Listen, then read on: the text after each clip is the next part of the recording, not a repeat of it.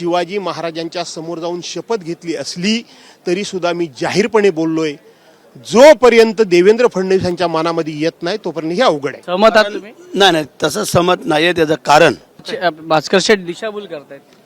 आता ते त्यांचं काम करतात, मला माझं काम करू दे ना. मुळात भरत शेठ हा मुद्दा सोडून जात आहेत. हिवाळी अधिवेशनाचा आखाडा रंगात आलेला आहे आणि अशा वेळेला दोन दिग्गज नेते, दोन शिवसेनेचे दिग्गज नेते भास्कर शेठ आणि भरत शेठ, दोन शेठ आपल्या सोबत आहेत. त्यामुळे या दोन शेठशी बातचीत करून जाणून घेऊया की नेमकी त्यांची भूमिका आहे. भास्कर जाधव साहेब, आत्ताच मुख्यमंत्र्यांनी प्रतिक्रिया दिलेली आहे की ठाकरेंनी तिजोरी साफ केली, मी किमान रस्ते साफ करतोय. आता ते त्यांना बघवत नाहीयेत. एकीकडे हिवाळी अधिवेशन सुरू झालेलं आहे, शेतकऱ्यांचे प्रश्न आहे, मराठा आरक्षणाचे प्रश्न आहे आणि अशा वेळेला अशा प्रकारची टीका कितपत योग्य? मी सांगू का तुम्हाला, मुळामध्ये मीडियामध्ये सध्या काय चाललंय की मी काय बोललो त्याच्यावर यांना प्रतिक्रिया विचारायची, हे काय बोलले त्यावर ह्यांना प्रतिक्रिया विचारायची. मी जे बोलतो तो मलाच प्रश्न का मीडिया विचारत नाही? एक काळ मीडिया असा चालत होता की आम्ही एखादा मुद्दा उपस्थित केला तर त्यापूर्वी आम्ही काय बोललो होतो, आम्हीच काय भूमिका घेतली होती याची आम्हाला आठवण करून दिली जाते. त्यामुळं समोरचा माणूस काय बोलला होता ह्याच्यावर मी कधी फार प्रतिक्रिया देत नाही. उद्धव साहेब काय बोलले आणि एकनाथराव शिंदे मुख्यमंत्री म्हणून काय बोलले त्यांचं ते ठरवतील, मी काय याच्यावर प्रतिक्रिया देऊ इच्छित नाही. आता ज्या पद्धतीने हे सरकार बोलत आहे, म्हणजे मी पुन्हा प्रश्न विचारतो की शेतकऱ्यांचे प्रश्न, मराठा आरक्षणाचा प्रश्न, असे सगळे प्रश्न प्रलंबित असताना अशा प्रकारची टीका कितपत योग्य? माझा प्रश्न तुम्ही समजून घ्या. असं आहे, सरकार गंभीर आहे की नाहीये? मुळामध्ये या राज्यामध्ये हे जातीची जी आरक्षण आहेत, हे आरक्षणाचे प्रश्न कधीपासून चिघळले याच्यावर कधीतरी एकदा डिबेट झाला पाहिजे. आपण फक्त ज्या ताज्या घटना असतात त्यांच्यावर आपण बोलतो. आजपर्यंतचे अनेक राज्यकर्ते होऊन गेले, अनेक राज्यकर्ते, कोण एकच मी म्हणत नाहीये, परंतु निवडणूक डोळ्यासमोर ठेवून कुठलाही राज्यकर्ता असं कधीही म्हणालेला नाही की माझं सरकार आणा मी तुमच्या जातीला आरक्षण देईन, माझं सरकार आणा मी तुमच्या जातीला आरक्षण देईन. 2014 पासून आजपर्यंतच्या सगळ्या घटना मी तुम्हाला तोंडपाठ सांगतो. आता हा प्रश्न इतका चिघळलेला आहे, इतका चिघळलेला आहे, आता हा प्रश्न इतका हाताच्या बाहेर गेलेला आहे, हा वैयक्तिक पातळीवर आला आहे. खरं तर ज्या वेळेला मी सभागृहामध्ये 12 आमदार सस्पेंड केले, ती तारीख आता मला आठवत नाही, पण तो दिवस आठवा. त्या दिवशी ओबीसी आरक्षणासंदर्भामध्ये चर्चा सुरू होती. त्याच्यानंतर मराठा आरक्षणासंदर्भातला पुढचा अजेंड्यावरचा विषय होता. मी काढणार आहे कारण उद्या त्या विषयावर बोलणार आहे, लक्षात घ्या आपण. त्यावेळेला तो हा विषय होता. हा विषय आता मूळ मुद्दा सोडून गेलेला आहे बाजूला. खरं सांगायला गेलं तर का गेला बाजूला? एवढ्या कारणामुळे गेला, आमदारांमुळेच गेला. आमदार हे बघा, मी सुद्धा आमदारच आहे, बरोबर. तुम्ही एक लक्षात घ्या की घटनात्मक आमदारांना अधिकार काय आहे? तो आमदारांना अधिकार काय आहेत? बाहेर सुद्धा आमदारांच्या नावाने सगळे शिव्या देतात. आमदारांना अधिकार काय आहे? आमदारांचे अधिकार अतिशय मर्यादित आहेत. आम्ही फक्त या ठिकाणी कायदा करणं, धोरणं राबवणं आमच्या हातामध्ये नाहीये. बऱ्याच वेळेला मी अनेकांना सांगत असतो, साधा गावचा ग्रामसेवक आहे, यांना विचारा, ग्रामसेवक आहे साधा, त्या ग्रामसेवकावर कारवाई करायचे सुद्धा अधिकार आम्हाला नाही आहेत. आम्ही करून घेतो तो भाग वेगळा, परंतु आम्हाला डायरेक्ट अधिकार नाही आहेत. आणि म्हणून आमदारांना आरक्षणासंदर्भामध्ये काहीही अधिकार नाही. घटनेचं कलम 102, या घटना कलम 102 मध्ये जी 102 घटना कलम नाही, 102 घटनेतले 102 नंबर 102 ची सुधारणा जी आहे, ती सुधारणा झाल्यानंतर हे सगळे अधिकार आता राज्य सरकारचे निघून गेलेले आहेत. राज्य सरकारना ठराव करण्याच्या पलीकडे काही हातामध्ये राहिलेलं नाही. परंतु मूळ मुद्द्यावर कोण बोलतोय?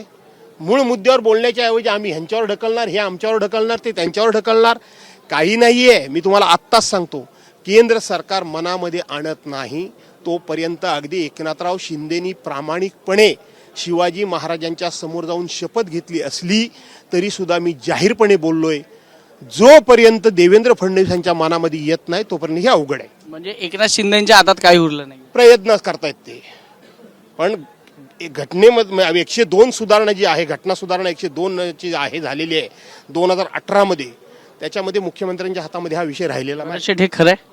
नाही सहमत आहात तुम्ही? नाही तसं सहमत नाहीये. त्याचं कारण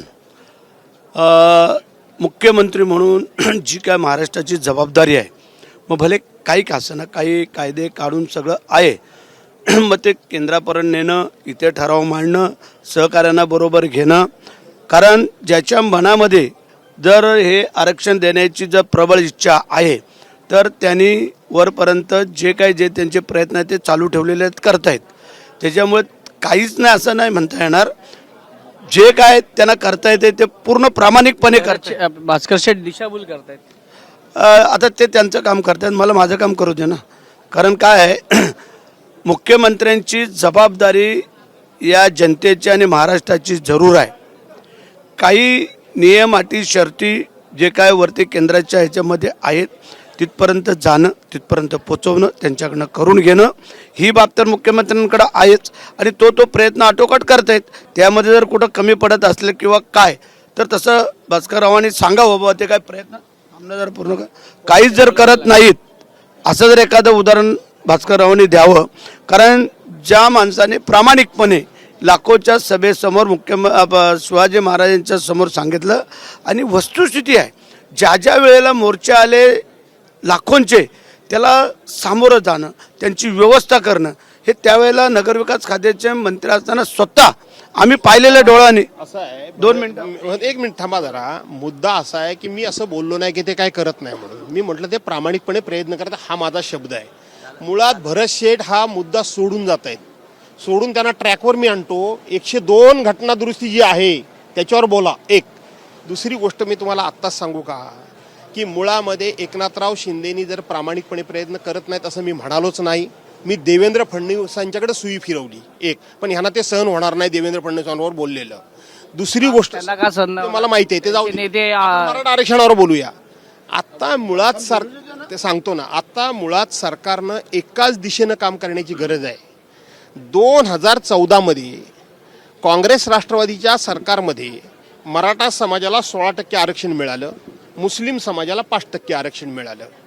16% आरक्षण मिळालं. ते मराठा समाज आरक्षण कशामध्ये मागतोय तर तो शैक्षणिक याच्यामध्ये आरक्षण मागतोय आणि नोकरीमध्ये आरक्षण मागतोय. तो राजकीय आरक्षण मागत नाहीये. तुम्ही 2014 ते 2016 पर्यंतचा डाटा काढून बघा. मराठा समाजाला शिक्षण क्षेत्रामध्ये सुद्धा आरक्षण मिळालं, काही नोकरीमध्ये सुद्धा आरक्षण मिळालं आणि ते आजही कायम आहे. ते कुणी काढलेलं नाही. पण त्याच्यानंतर कोण कोर्टात गेला, कोणाचा माणूस कोर्टात गेला, कोणाचा गेला आणि ते आरक्षण रद्द झालं. रद्द झाल्यानंतर लक्षात घ्या काय रद्द झालं की मागासवर्गीय आयोग बसला नाही आणि त्याच्या शिफारशीनुसार तुम्ही हे दिलत नाही, एवढाच फक्त त्यातला मुद्दा काढला गेला. मागासवर्ग आयोग ज्या वेळेला 2014ला देवेंद्र फडणवीसांचं सरकार आलं, 2014ला काँग्रेस राष्ट्रवादी काँग्रेसचं सरकार संपलं आणि म्हणून तो सुद्धा विषय खूप आहे. उद्या कदाचित आला तर मी विस्तारानं बोलेन त्या विषयावर. माझी एवढीच विनंती आहे की ते आरक्षण नंतर देवेंद्र फडणवीसांनी 13% मराठ्यांचं आणलं, मुस्लिमांचं कोर्टानं कायम केलं. पण यांनी काय सांगितलं की धर्माच्या आधारावर आम्हाला देता येणार नाही. तो वादाचा मुद्दा होऊ शकतो, त्याच्यावर मी आता भाष्य जास्त करू इच्छित नाही. ते कोर्टानं ठेवलं आणि हे मात्र नाकारलं, 13% आणून नाकारलं. समजलं मुळामध्ये हे कधी मागासवर्ग आयोग कधी बसला ह्याचा अभ्यासच कोण करत नाहीये. दुसरी गोष्ट अशी आहे की पहिलं दिलेलं सरकारनं जर आरक्षण मराठ्यांचं टिकलेलं आहे तर त्याच्याकरता सगळ्यांनी मिळून बसणं, एकत्र बसून. मी नारायण राणेंचं पण त्या संदर्भातली भाषणांनी शब्द माझ्या कानात आहेत, कारण त्यांच्या अध्यक्षाखाली पहिली कमिटी झाली. नंतर भाजपच्या चंद्रकांतदादा पाटलांनी मांडलेले मुद्देही माझ्या कानामध्ये जशीच्या तसे आहेत. त्याच्यानंतर उद्धवसाहेब ठाकरेंच्या सरकारमध्ये अशोकराव चव्हाणांनी जे मुद्दे मांडले तेही माझ्या कानामध्ये जशीच्या तसे आहेत. अशोकराव चव्हाणांनी ज्या अभ्यासपूर्ण शास्त्रशुद्ध पद्धतीनं हा विषय मांडला त्याचा एकदा कोणीतरी अभ्यास करणं गरजेचं आहे. खरोखर जर मराठा समाजाला आरक्षण द्यायचं असेल तर 13-14ला कसं मिळालं होतं ते नंतर गेलं ते पुन्हा कसं येईल एवढा जरी अभ्यास केला आणि त्या विषयावर काम केलं तरी काम सोपं होईल. भरत शेठ तुमचा अभ्यास कमी पडतोय असं ते म्हणतात. भास्कररावांनी जे आता आपल्याला सांगितलंय 102चं कलम, मी बोललो 102चं ना 101चा असू द्या, 103चा असू द्या. जो काय महाराष्ट्राचे मुख्यमंत्री आणि उपमुख्यमंत्री जे काम करत आहे याच्यामधली एखादी तफावत भास्कररावांनी सांगावी किंवा दाखवावी की बाबा हे दिखाऊपणा करतात, काम करत नाही आहेत. मग माझी प्रांजळ इच्छा आहे की जे कायद्यात बसणारं आरक्षण द्यावं ही आपल्या सरकारची सगळ्यांचं धोरण आहे, इच्छा आहे. आणि मुख्यमंत्री सगळ्यांनी सांगितलं एकदा उडालेलं कायद्याच्या वरती. अधिवेशनात मराठा समाजाला आरक्षण मिळेल का हा एक प्रश्न.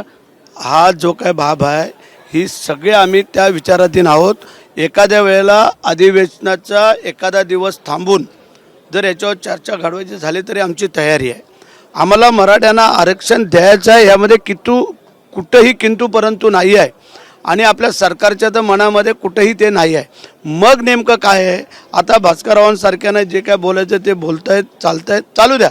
त्याबद्दल काय आमचं दुमत नाही, त्यांचा फार मोठा गाढा अभ्यास दिसतोय. पण आम्ही पण आता त्या समितीचे मेंबर्स आहोत आणि त्या मेंबर्स असल्यामुळे आम्हालाही उपसमितीमध्ये काय ठरतं, काय होतं ते आम्ही पाहतोय. कुठल्याही मिटिंगला असं निगेटिव्ह कोणाचं काय म्हणणं येत नाही, पॉझिटिव्हच येते. आणि मराठ्यांना आरक्षण कुठल्याही परिस्थितीत द्यावं याबद्दल कोणाच्या मनात दुमत नाही आहे. मग ते केंद्राकडे जावं, कुठं जावं, पण आपले मुख्यमंत्री, आपले उपमुख्यमंत्री आरक्षण देण्याला तयार आहेत, त्यामध्ये कोणाचंही दुमत नाही. नितेश राणे असं म्हणतात की संजय राऊत लंडनमध्ये इक्बाल मिर्चीला जाऊन भेटून आले. ते आता त्या दोघांना माहिती आहे, भेटणाऱ्याला आणि पाहणाऱ्याला. आम्ही जर पाहिलं नाही किंवा बघितलं नाही तर मी कसं काय बोलू. त्यामुळे ते नितेश राणेला जर विचारलं तर बरं होईल. धन्यवाद आमच्याशी बातचीत केल्याबद्दल. कॅमेरा पर्सन अनिल संगारेसह वैभव परब, एबीपी माझा, नागपूर. एबीपी माझा, उघडा डोळे बघा नीट.